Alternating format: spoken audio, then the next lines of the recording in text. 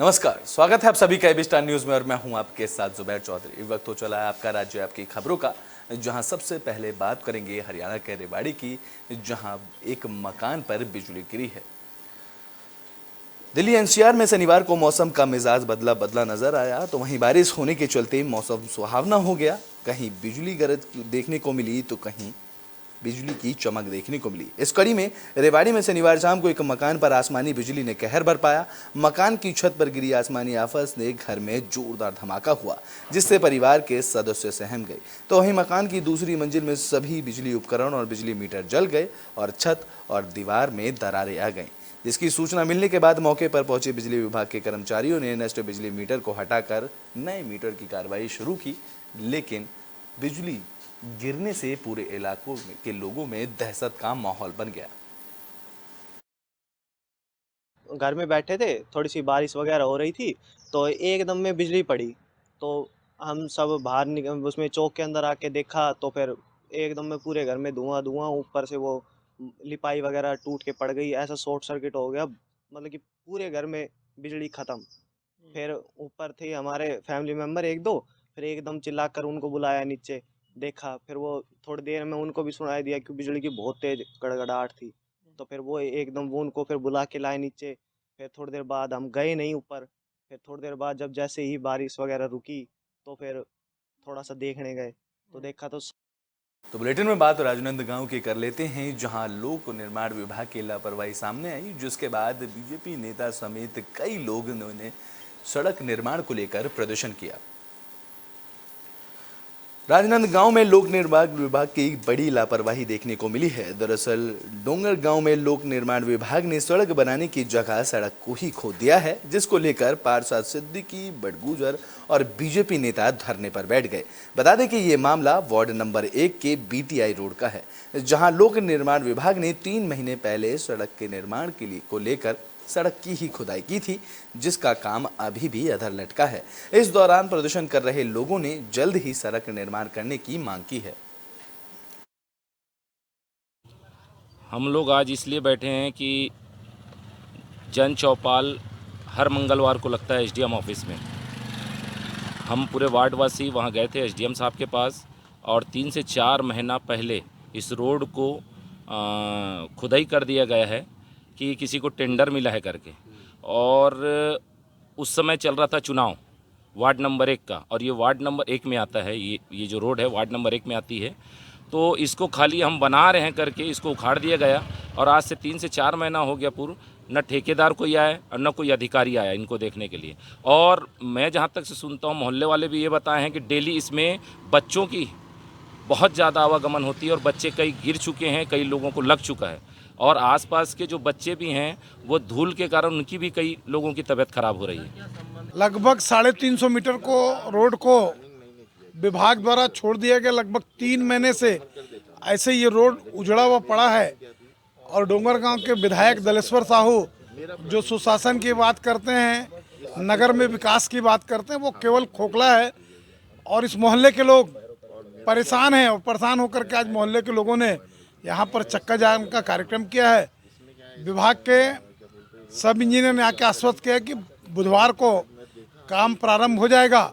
यदि बुधवार को कार्य प्रारंभ नहीं हुआ तो आने वाले दिनों में मोहल्ले वाले मिल कर के या तो एसडीएम कार्यालय का घेराव करेंगे या कलेक्टर कार्यालय पहुंच करके कलेक्टर से बातचीत करेंगे। और जब तक ये रोड नहीं बनेगा, भारतीय जनता पार्टी और मोहल्ले वाले चैन से किसी को भी नहीं बैठने देंगे। हम लोग आज इसलिए बैठे हैं कि तो बुलेटिन में बात अब छत्तीसगढ़ के रायगढ़ की कर लेते हैं, जहां ग्राम पंचायत सचिवों ने हड़ताल शुरू की है। रायगढ़ में प्रदेश पंचायत सचिव संघ छत्तीसगढ़ के आह्वान पर पूरे प्रदेश में पंचायत सचिवों ने अपनी एक सूत्रीय मांग को लेकर काम बंद कर दिया है। जहां एक सूत्रीय मांग पंचायत सचिवों को परीक्षा अवधि के लिए शासकीयकरण करने को लेकर हड़ताल पर हैं। पंचायत सचिवों ने हड़ताल पर जाने में ग्राम पंचायतों का काम ठप हो गया है। इस दौरान हड़ताली सचिवों का कहना है कि पंचायत मंत्री की तरफ से उन्हें आश्वासन दिया गया था कि बजट में छत्तीसगढ़ के विभिन्न पंचायतों को कार्यरत सचिवों को शासकीयकरण किया जाएगा, लेकिन बजट में ऐसा नहीं किया गया है, जिसके कारण पंचायत सचिव नाराज हैं। जहां इनकी मांग है कि परीक्षा अवधि के साथ नियमानुसार उनका शासकीयकरण किया जाए। पूरे प्रदेश के ग्राम पंचायत सचिव जो हैं अपने एक सूत्रीय मांग शासकीयकरण को लेकर काम बंद कलम बंद हड़ताल पर हम लोग बैठे हुए हैं। क्या मांग है? हम लोग का एक ही मांग है कि पूरे छत्तीसगढ़ के जितने भी ग्राम पंचायत सचिव हैं सबको शासकीयकरण किया जाए। 1995 से हम लोग ग्राम पंचायत में अपनी सेवाएं देते आ रहे हैं, लेकिन बड़े दुर्भाग्य की बात है कि आज तक 28 साल हो जाने के बाद भी हम लोग का शासकीयकरण नहीं हुआ है। और जब भी कोई सरकार आती है तो हमें वादा करती है कि हम शासकीयकरण कर देंगे बोल के, लेकिन अभी तक हमारा शासकीयकरण नहीं हुआ है। और जब तक शासकीयकरण नहीं होगा तब तक हम लोग का ये काम बंद कलम बंद हड़ताल जारी रहेगा। पूरे प्रदेश के ग्राम पंचायत सचिव जो हैं अपने एक सूत्रीय मांग शासकीयकरण को लेकर काम बंद कलम बंद हड़ताल पर हम लोग बैठे हुए हैं। क्या मांग है? हम लोग का एक ही मांग है कि पूरे छत्तीसगढ़ के जितने भी ग्राम पंचायत सचिव हैं सबको शासकीयकरण किया जाए। 1995 से हम लोग ग्राम पंचायत में अपनी सेवाएं देते आ रहे हैं, लेकिन बड़े दुर्भाग्य बात कर लेते हैं रोहतक की, जहां बजरंग दल ने पुलिस को गौ तस्करी की सूचना दी है और वहीं बजरंग दल के कार्यकर्ताओं ने पुलिस की कार्यशैली पर सवाल खड़े किए हैं।